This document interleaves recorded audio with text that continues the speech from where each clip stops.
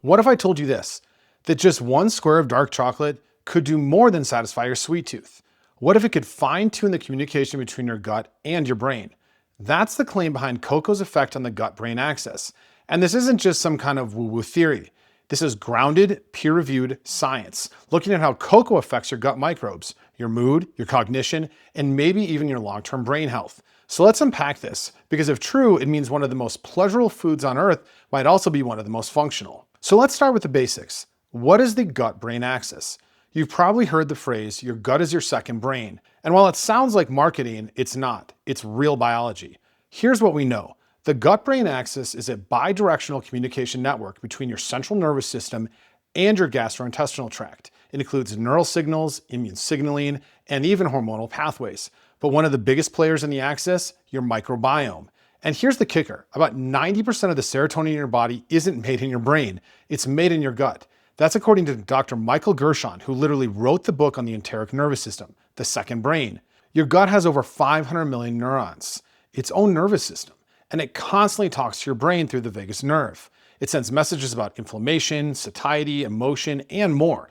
But those messages are only as clear as the state of your gut microbiota.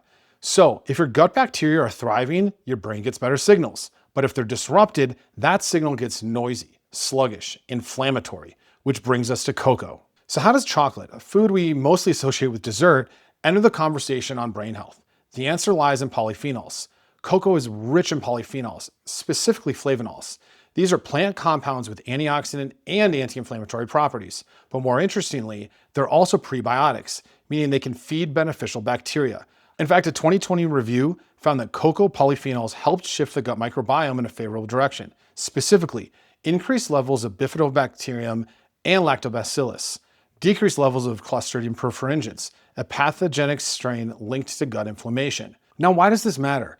Because those beneficial microbes are involved in producing short-chain fatty acids, regulating the gut barrier, and even influencing the production of neurotransmitters like GABA and possibly serotonin. Think of cocoa as a microbial architect. It builds a gut environment that's more hospitable to the kinds of bacteria that enhance mood and cognition. You're essentially upgrading the Wi-Fi router between your gut and your brain. To be clear, most of these studies didn't directly measure serotonin, but they did measure changes in microbial composition. And we know that those microbes are deeply connected to neurochemical signaling. So when you eat high-quality dark chocolate, you're not just indulging, you're potentially strengthening the biological infrastructure that supports your mental health. Now let's get out of the lab into the real world. So a 2024 randomized control trial looked at elite male soccer players, arguably some of the most physically stressed humans on earth. These athletes consumed 30 grams of dark chocolate daily for 4 weeks. The results? Decreased LDL cholesterol, total cholesterol, and triglycerides. Reduced inflammatory markers, including a lowering of the AA-EPA ratio, which is often used as a marker of systemic inflammation, and no disruption in the gut microbiome. And that last point is key. Despite intense physical training, which often disrupts the microbiome, cocoa appeared to preserve gut stability. So not only did it not cause harm, it may have offered a buffering effect under physiological stress. Now, mood wasn't directly measured, but lower inflammation, better lipids, and preserved microbial balance are all indirect markers of a healthier gut-brain axis. This isn't just lab theory anymore. We're seeing these effects in people under extreme conditions. So far, we've talked about how cocoa influences the gut. But what about the cocoa compounds themselves? Do they have direct effects on mood and mental clarity? Actually, yes. Let's break it down using a model called the mood pyramid. At the base, you've got foundational compounds that stimulate alertness and energy. So methylxanthines, like theobromine, a cousin of caffeine, and trace amounts of caffeine itself.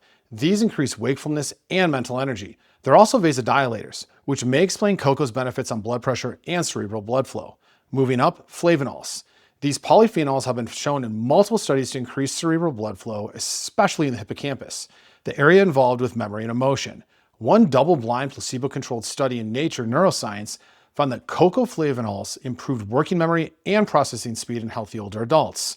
And finally, at the top of the pyramid, tryptophan.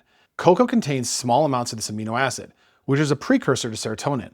While it's not a huge dose, when paired with microbiome boosting effects and improved gut integrity, even a small amount can contribute to the overall picture. So think of it this way.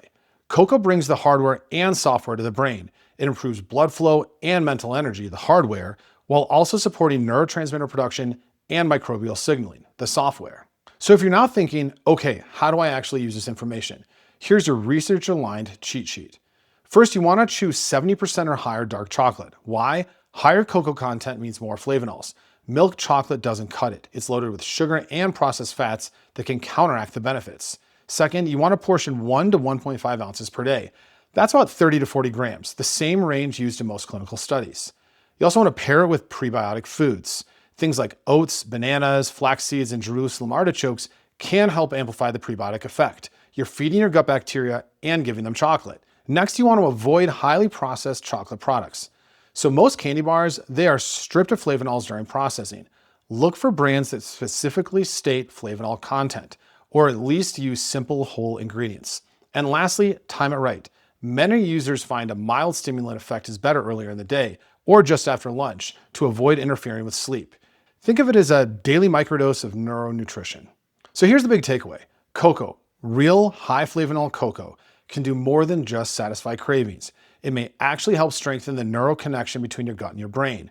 Not by magic, not by serotonin sprinkles, but by supporting beneficial gut bacteria, reducing inflammatory markers, improving cerebral blood flow, and delivering natural compounds that support mood and cognition. It's not a drug, and it's not a silver bullet, but it's a tool that fits right into a larger longevity strategy. So the next time you snap off a square of dark chocolate, you're not just indulging, you might be feeding your microbiome, calming your inflammation, and improving your internal signal quality from your second brain to your first. And for me, that's a win-win. And as always, I hope you found this content helpful, and I look forward to seeing you in the next one. Thank you.